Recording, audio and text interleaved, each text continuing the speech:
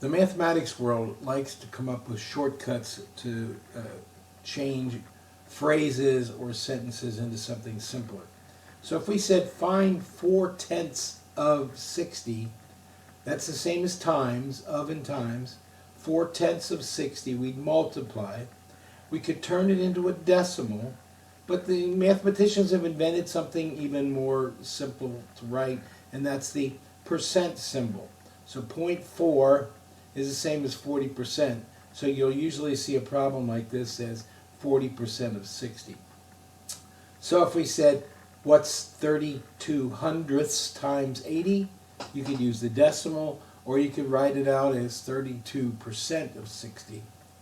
Realizing the decimal is really the only mathematical one that you can work with. Okay, now we're going to get into things called square roots. If you're looking for the non-negative, in other words, can't be a negative answer, it's got to be a positive answer, which when you multiply it by itself, you get 9 for an answer. So, what times itself is 9, but it's got to be non-negative? Well, we know the answer to that is 3 times 3. Simple way to write all this, square root of 9. So the square root symbol is asking for a positive answer, unless it's the square root of 0, which is then 0. So we're looking for the positive number multiplied by itself. If you're just asked to find any two numbers multiplied together, any number multiplied by itself to get 9, then you would write n squared equals 9. That's n times n is 9. Now you get two answers. So we're not using the square root symbol. We're saying negative 3 times negative 3 is 9, or positive 3 times positive 3 is 9. So we get two answers to this problem. If I ask what number times itself 3 times, or to the third power, and I get 8 for an answer, I would say k cubed equals 8.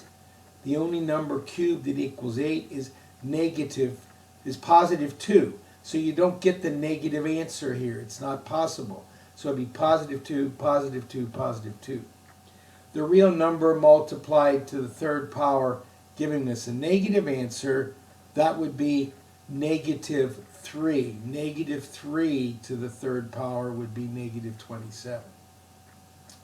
Okay, if you were at a bank, you might classify a good customer as someone that has either a large savings or a large debt, a large loan.